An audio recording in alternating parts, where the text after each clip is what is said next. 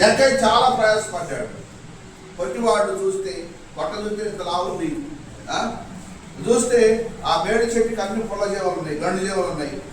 అవి పుట్టినా కూడా యేసుని చూడ లాసుకొని చెవులు కొడతామంటే కూడా ఆ మేడి చెట్టుకి ఆ బూడిద కింద జారిపోతామంటే మళ్ళీ ఒక అడుగు కింద జారితే 2 అడుగులు పైకి ఎక్కేవాడు.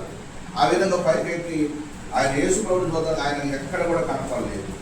అయ్యో ఎట్లా నా ప్రయాసం అర్థమైపోయిందేమో, నా ఆశ అంతా కూడా నీరు గారిపోయింది అనుకున్నాడు. కానీ దేవుడు వాక్యాన్ని బట్టి మనం చూస్తే ప్రభు అతనికి ఉన్న ఆశను బట్టి జక్కయ్య త్వరగా దిగని పిలిచాడు. దేవుడు ఆశ కలిగిన ప్రాణాన్ని ప్రభు ఏం చేశాడు, తృప్తిపరిచాడు. నిజంగా జక్కయ్య ఆ రోజు అంత ఎదురు చూసి పరుగెత్తి ప్రయాసపడి యేసు ప్రభుని చూడకుండా గనక ఇంటికి వెళ్ళిపోయినట్టయితే అతనికి తృప్తి కలిగేది కానే కాదు. దేవుని నామానికి స్తోత్రం.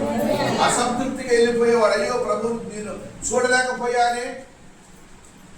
కనుక ప్రియమైన దేవుని బిడ్డలారా, అతని ఇంటికి యేసు ప్రభు వెళ్ళి ఇంటికి రక్షణ వచ్చి ఉంది. ఇతను అబ్రహాము కుమారుడు, అతని జీవితాన్ని మార్చాడు.